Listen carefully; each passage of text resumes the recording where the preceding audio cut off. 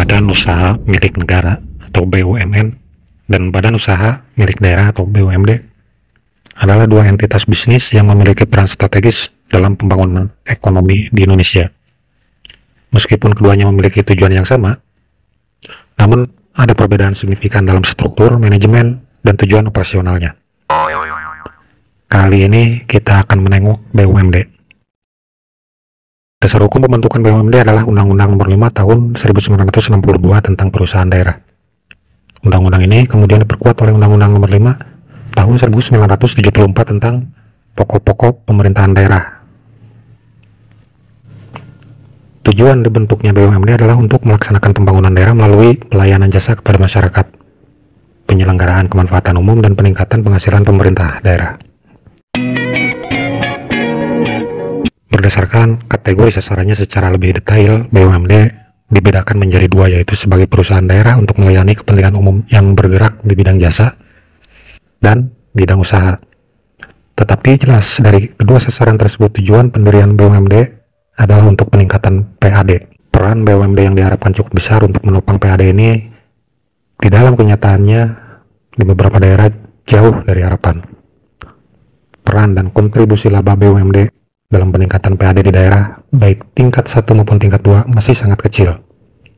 Komposisi PAD di seluruh provinsi di Indonesia rata-rata terbesar adalah dari sektor pajak daerah.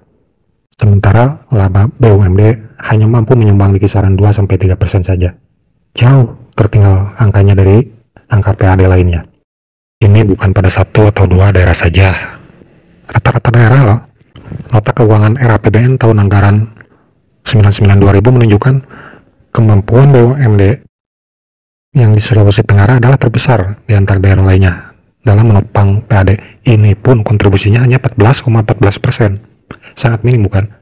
Terparah adalah Jawa Timur 0,07%. Bayangkan, tidak semua kerugian yang dialami oleh BUMD berkaitan dengan korupsi, namun kerugian yang menimpa BUMD menjadi penanda bahwa ada sesuatu yang salah dalam pengelolaan BUMD. Buruk performance BUMD ini disebabkan oleh banyak faktor. BUMD dikelola oleh orang-orang yang tidak cukup cakap. Bahkan rekrutmen tenaga kerja terkesan asal-asalan, tidak mempertimbangkan profesionalisme, skill, dan kompetensi. Fenomena ini mengakibatkan lemahnya manajemen perusahaan, serta lemahnya kemampuan melayani atau memasarkan, sulit bersaing dengan perusahaan yang dikelola swasta murni. Jumlah pegawai bahkan membuat beban fixed operation head yang besar bagi neraca keuangan perusahaan. Belum lagi permasalahan tidak adanya spesialisasi dan konsentrasi utama dalam bidang usaha, bertolak belakang dengan prinsip efisiensi. Beban biaya operasional yang ditanggung menjadi relatif lebih besar. Satu lagi, manajemen aset yang acak adut. Nah, sisi lain neraca keuangan selalu negatif. Bagaimana bisa menambah belanja modal? Bagaimana bisa membeli alat baru? Bagaimana bisa menempuh upaya preventive maintenance? Atau jangan-jangan memang tidak pernah terprediksi dalam benak manajemen? Faktor eksternal yang berpengaruh cukup besar adalah kurangnya koordinasi antar BUMD dalam kaitannya dengan industri hulu dan hilir. Ada beberapa langkah strategi untuk penyehatan BUMD yang bisa dilakukan sebagai solusi praktis. Antara lain, tempatkan orang-orang yang profesional, memiliki skill, dan kompetensi sesuai bidang usaha BUMD yang digarap. Lakukan upaya peningkatan kompetensi dan profesionalisme direksi beserta stafnya. Outputnya diharapkan direksi dan staf yang ditempatkan di BUMD mempunyai jiwa dan semangat entrepreneurship. Berikan kewenangan yang lebih luas kepada BUMD dalam operasionalnya. BUMD tidak boleh jadikan sapi perah atau kereta politik bagi kepentingan birokrat maupun partai politik. Secara hukum, pemerintah daerah hanya berhak dalam hal kepemilikan saham, dividen, penentuan arah kebijakan umum BUMD, dan pemilihan dewan direksi atau komisaris lewat rapat umum pemegang saham. DPRD boleh saja mengkritisi dan meminta pertanggungjawaban dengan direksi atau komisaris lewat forum RUPS. Kalau terbukti mengintervensi direksi, ia ikut bertanggung jawab atas kerugian.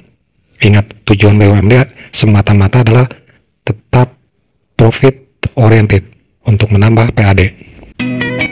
Lakukan penetapan kembali core business. Likuidasi unit usaha yang selalu merugi.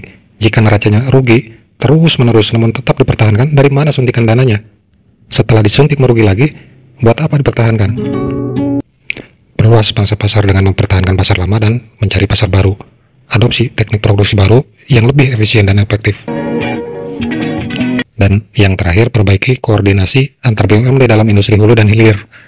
Maksimalkan peluang eksternal berupa kerjasama yang saling menguntungkan dengan perusahaan sejenis atau yang ada keterkaitan.